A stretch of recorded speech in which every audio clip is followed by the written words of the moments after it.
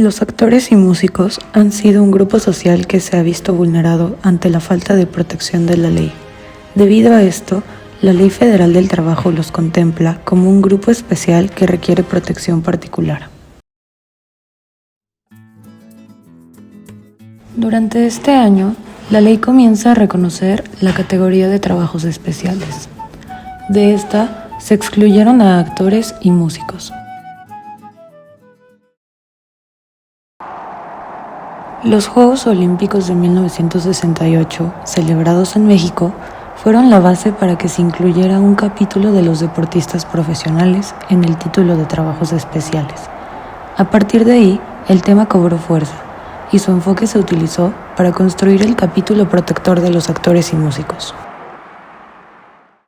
Esto debido a que los medios de comunicación, en especial la televisión, fueron considerados instrumentos esenciales para modernizar el país.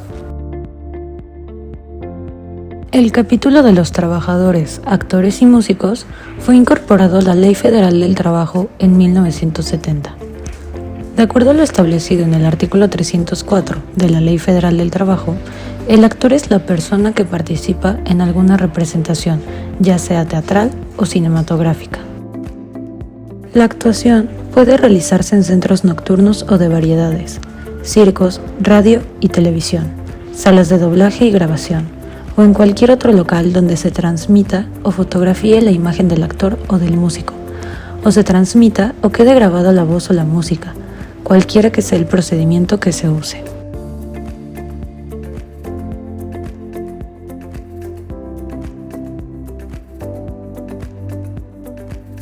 Dos innovaciones son introducidas al establecer las relaciones de trabajo.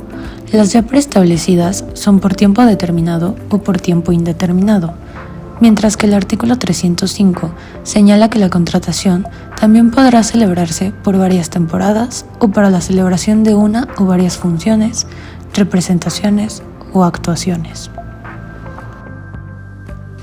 A diferencia de los otros trabajos que contempla la Ley Federal del Trabajo, una vez que el contrato llega a su término, la ley establece expresamente la imposibilidad que tiene el trabajador involucrado para intentar la acción de prórroga del contrato, que para el resto de los trabajadores es reconocida en el artículo 39 de la Ley Federal del Trabajo.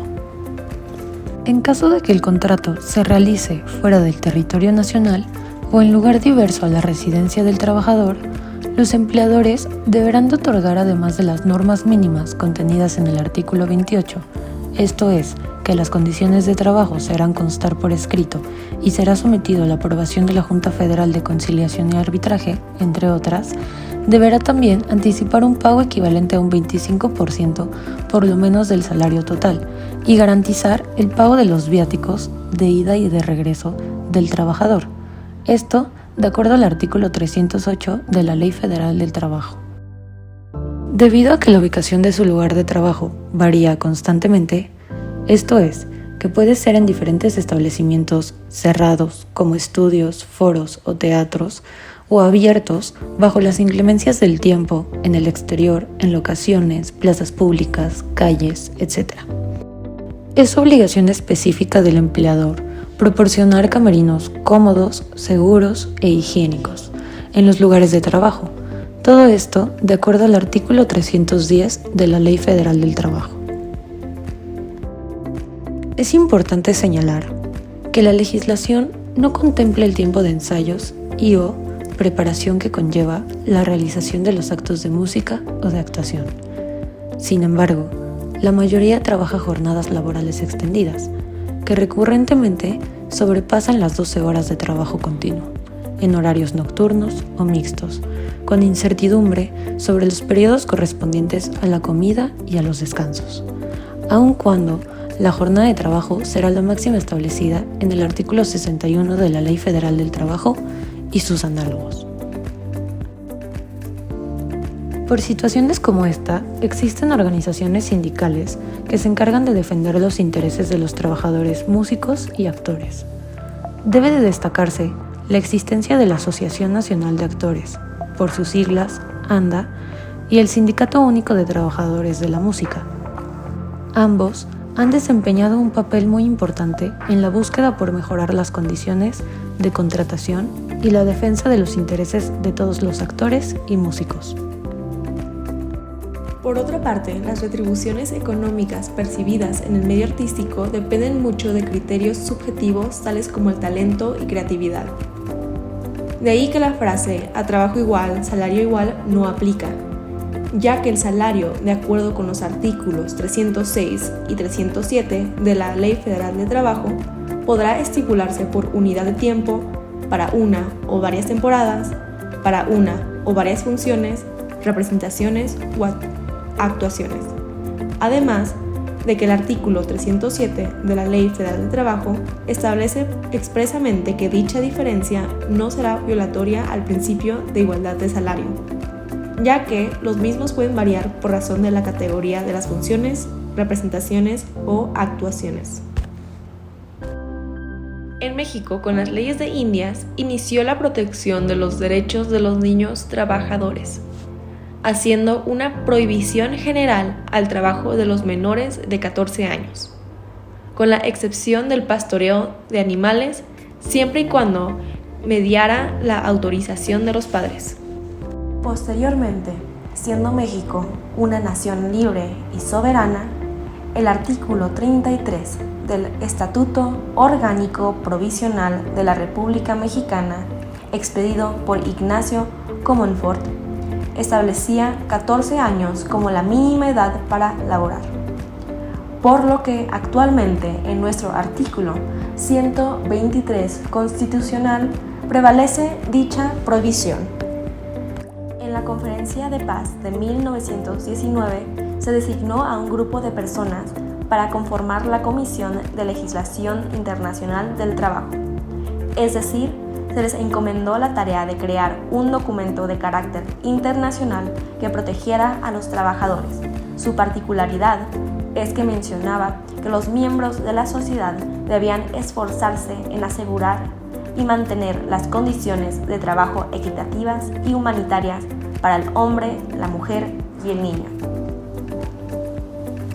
Esto dio paso a la creación de la Organización Internacional del Trabajo, conocida por sus siglas OIT, por lo que su constitución establecieron como una de las más altas prioridades la supresión del trabajo de los niños y la obligación de introducir las limitaciones necesarias para permitirles continuar su educación y asegurar su desarrollo físico.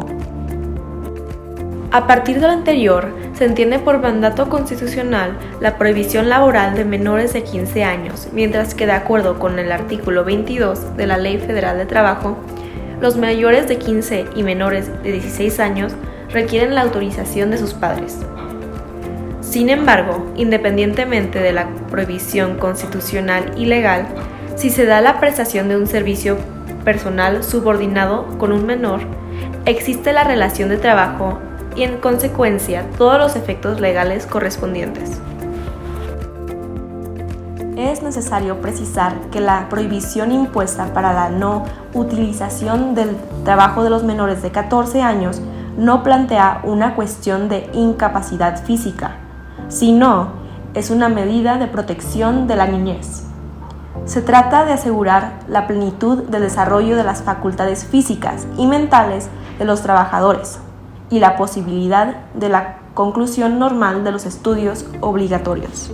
Lo cierto es que de acuerdo al artículo 175 bis de la Ley Federal de Trabajo, para los efectos del capítulo referente a trabajo de menores, no se considera trabajo las actividades que bajo la supervisión, el cuidado y la responsabilidad de los padres, tutores o quienes ejerzan la patria potestad realicen los menores de 15 años relacionados con la creación artística, el desarrollo científico, deportivo o de talento, la ejecución musical o la interpretación artística en cualquiera de sus manifestaciones, cuando se sujeta a las siguientes reglas.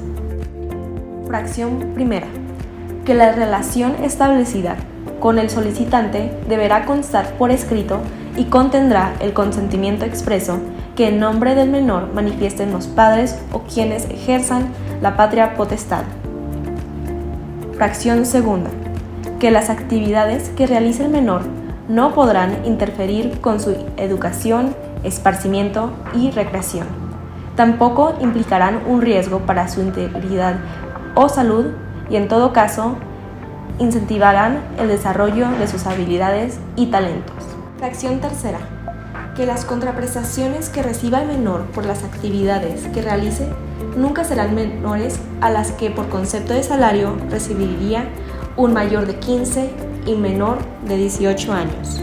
Este artículo representa diversas críticas, puesto con lo expuesto anteriormente podemos advertir cierta inconstitucionalidad y su incompatibilidad con los documentos internacionales que postulan el principio del interés superior del niño, debido a que dicho numeral excluye que las modalidades de trabajo infantil, las actividades artísticas, científicas, deportivas, etc., que realizan los menores de 14 años. Las precarias condiciones de este grupo no son un tema nuevo. Desde 1980, la UNESCO ya manifestaba su preocupación con respecto a los derechos laborales de los actores y músicos. Es por eso que durante una conferencia general emitió una serie de recomendaciones encaminadas para mejorar las condiciones laborales de los trabajadores actores y músicos.